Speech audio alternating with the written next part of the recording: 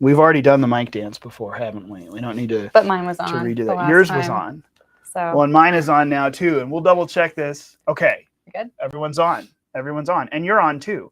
So we'll go ahead and get going. Okay. Okay. Sounds good. Thank you, everyone, for joining us on our Unauthorized Caucus. We're actually rolling about an hour earlier here, which this one I'll take the blame. This is my fault. I'm going to run out to the St. Louis Cardinals game, take my kids here. We got some tickets last minute for the noon game. And of course, there's a lot of big things going on if you're a baseball fan. It's been a really exciting year across the board. Lots of good teams, but especially here in St. Louis, very special. Albert Pujols, big hitter, has come back to the Cardinals for what's probably his final year. Adam Wainwright, certainly a Hall of Fame pitcher in the future. Yadier Molina, Hall of Fame catcher. All of these guys will be legends in the game. Likely all three of them are playing today. And today, Adam Wainwright and Yadier Molina are about to tie the record of, I forget the names of the players, Detroit Tigers from 1963 to 72, the most started games as a battery, starting pitcher and catcher together, most ever in baseball, tied today. And they are going to certainly break that record before the end of the season. It's like a new baseball records being broken every time the Cardinals play, just because they've got some really awesome veteran players. So I'm running to a game and we're going a little early, but we got a lot to talk about. We do. And I wanted to make sure that we got this in. So thank you for joining us on the Unauthorized Caucus today. And thank you for joining us an hour early. Like, share, and subscribe. If you're hitting YouTube, go ahead and hit the subscribe button, hit that little notification bell. Follow us and share this wherever it is on Facebook, on Twitter. And a quick note for those of you who follow us on Twitter, Phyllis Schlafly Eagles is back onto Twitter. It's been just Eagle Ed Martin, but now at Real PS Eagles is open again. They banned us twice, and we're going to keep going back and getting to it. So feel free to follow us over at that new account at Real PS Eagles, and we'll make sure to have the same awesome content there you see across everything, Gab, Truth, Social, and all the rest. So thank you for joining us. We're going to hit through a few topics today and remind you about Eagle Council, because as much as we talk about things here, that's the place to be to get to it in depth. So what do we got on deck? Eagle Council is a week from this Saturday, so it's coming up, and we're really excited. Everything seems to be falling in place nicely. We have a great lineup of speakers, which we told you about already. But if you have not had a chance to sign up for Eagle Council, there is still time for you. You can actually do that up until Friday, September 16th on our Eventbrite page. Or you can come in day of on Saturday, September 17th and register for our event day of. But we love for you to join us. We're going to have a Legacy of Life luncheon in the afternoon starting at noon. And then after that, we're going to have an exclusive Eagle briefing starting at 3 o'clock. And then at 6 o'clock, we're going to have a Constitution Day dinner. But before our Constitution Day dinner, we actually will be having a private reception with Steve Bannon. He's going to be one of our Constitution Day dinner speakers, as well as Peter Navarro. So definitely not something you want to miss. No, we're going to be not at hitting all. a lot of great topics, things that will be very timely, especially as we get into 2023 and then 2024 elections. So we're really excited about it. If you haven't seen anything, check out our social media pages. You can see Gwen's been posting on there. Ryan has as well about Eagle Council. And again, you can sign up at eaglecouncil.com. And then I'm going to drop here real quick. Ed was actually on, and this will lead us into our first topic we want to talk about real quick. Ed was on the War Room last night with Steve Bannon, and they talked about this. They talked about a few other things, and it really reminded, it really was a good reminder that, let me drop this link of that appearance down here in the chat or in the comments. They talked about Phyllis Schlafly, and honestly, her connection kind of with one of the other speakers who's going to be there, Peter Navarro, who was the trade minister for, I say minister, we don't have ministers, but the Trump and White House created a lot of new positions. So he was the director of trade and manufacturing, I think it was, inside the Trump White House. But Peter Navarro has long been a conservative economic figure that went against, not against, but on to the beat of his own drum. And he was very much in line with Phyllis Schlafly. Steve Bannon and Ed Martin were talking about that last night on the War Room, that years and years and years ago, when a lot of conservatives and Republicans had this false idea that we could kind of lull China along and bring them into our, modern first world free market capitalism, Peter Navarro and Phyllis Schlafly were two of the very unique and very influential voices who said, no, this is an up-and-coming economic threat, not only to the United States, but to the entire world. We need to deal with this. And even now, sure enough, the last several months, everyone talks about the war in Ukraine and Russia, et cetera, and so on. Phyllis Schlafly Eagles has maintained its voice as saying, hey, everyone, our chief adversary isn't Russia anymore. It's China. Mhm. China is the enemy that we must watch. And Peter Navarro has long been an author and a prolific voice on that topic. So we're really excited. He'll be there too. He and Steve Bannon both at our Constitution Day dinner. So go watch that. Hear a little bit about that. Hear a little bit about Phyllis Schlafly. And then, of course, Steve Bannon coming a week from Saturday. But Steve Bannon's in a different place today, isn't he? What's he doing? So we're going to post an article, but Steve Bannon is in New York and has actually turned himself over to the New York Police Department because of his allegedly we call it siphoning off. They talked about siphoning off money from the We Build the Wall. And for any of you who, you'll remember this, for anyone who is a faithful listener of the Pro America Report, Ed had on, I think, Brian Kolfage a time or two. There were a lot of folks who crowdfunded about $25 million to build private sections of border wall.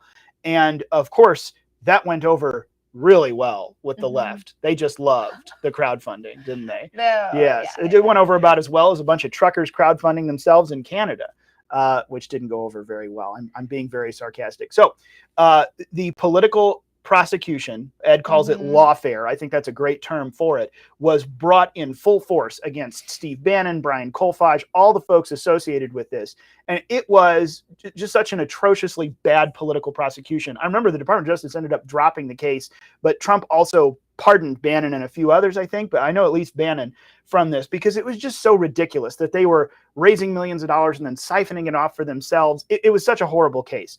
Well, that pardon was only at a federal level. It did not prevent him from being being charged at a state level, which New York, in their overzealous lawfare mindset, has decided to do. So, and I have had people ask me, is this going to change him coming to your event next Saturday?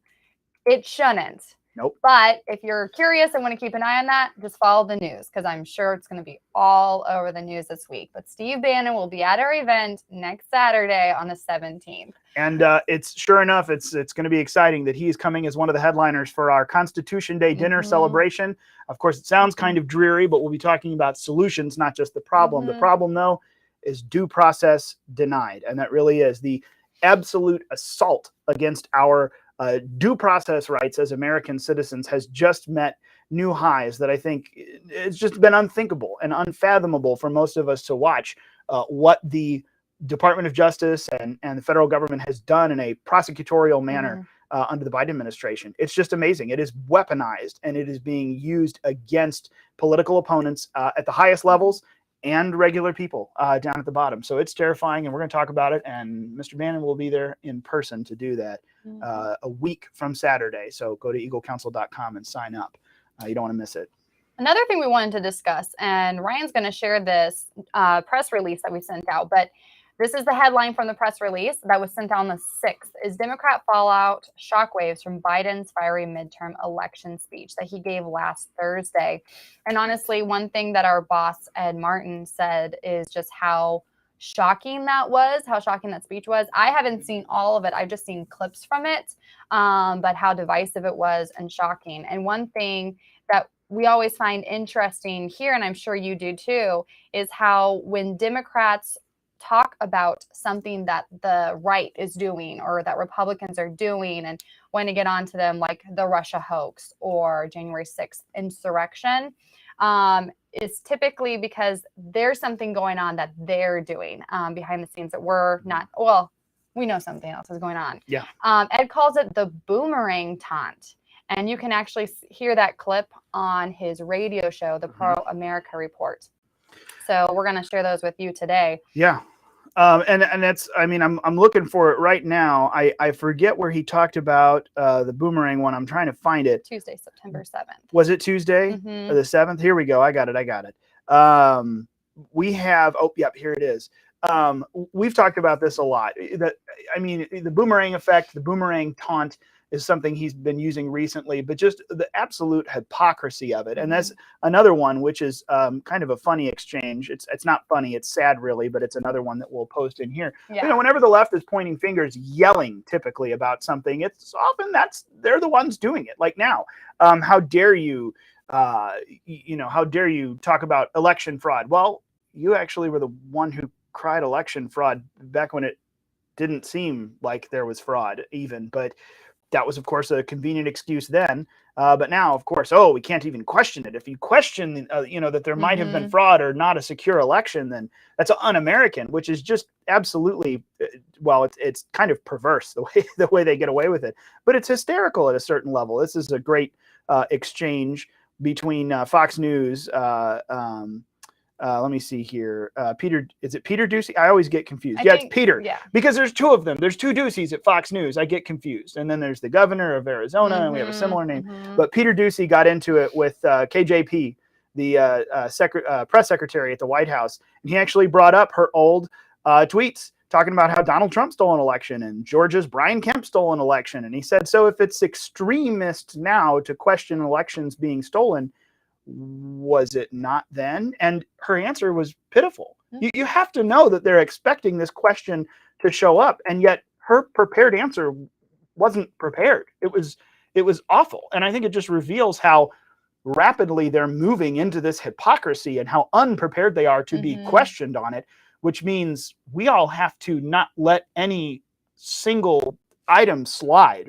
We have to challenge all of these because they are really moving at breakneck speed and they're very exposed. I think if, like we were just talking about before the camera turned on, even honest to goodness liberals who want policies in America that are different than us, big government, socially liberal things, you have to admit at least a certain level of inconsistency here, and that's bad. Even if these are the policies you want, the way you're doing them is dishonest, it's wrong, it's hypocritical. So we got to expose this stuff. We have to talk about it. We have to share the links and make sure that people see, hey, I don't think these folks are telling us the truth. This is not a genuine argument about elections. You're messaging very much randomly at will, whatever suits you in the moment. And then don't you dare talk about what I've said in the past.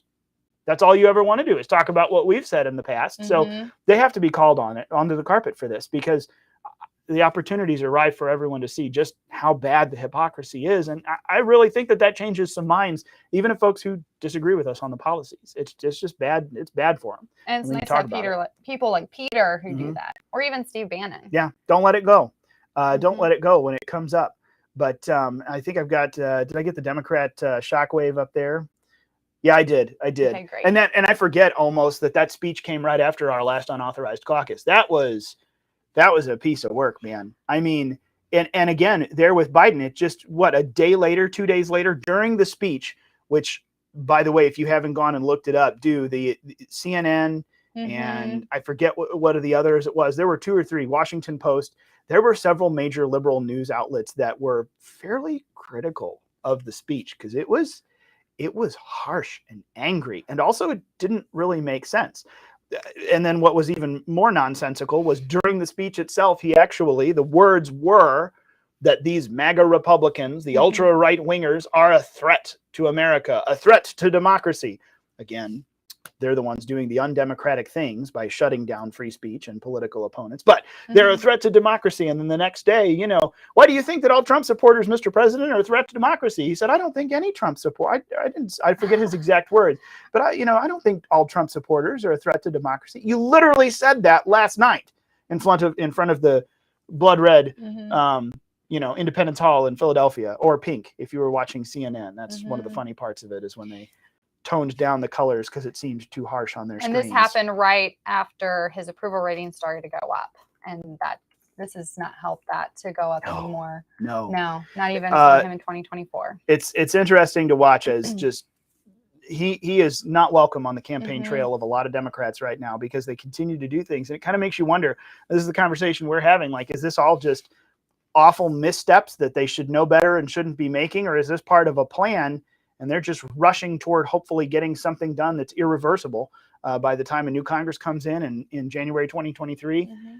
I don't know. There's a lot of nutty stuff going on. But you can come and talk about it with us at Eagle Council 51.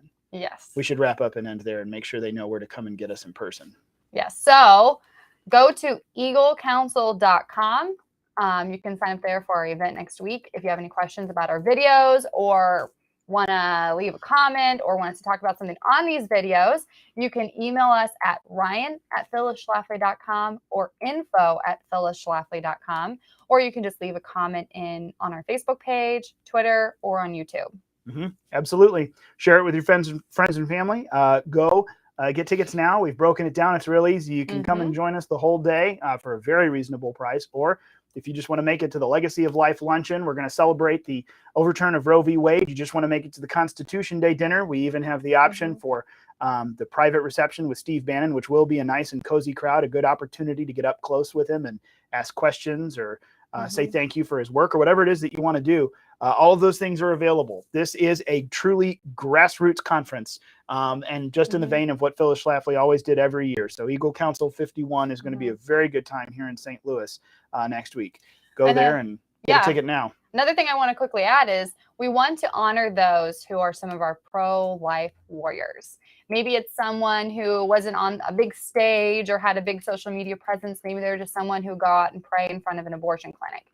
But we're going to have a time just to honor those people. So if you have someone you would like to nominate to be honored at our Eagle Council, please email that name or a list of names to joanna@phyllisschlafly.com, because we would like to honor those, maybe people who did have a bigger presence, but especially those who did not, just because we appreciate all that they have done over the years to protect the lives of the unborn. Absolutely.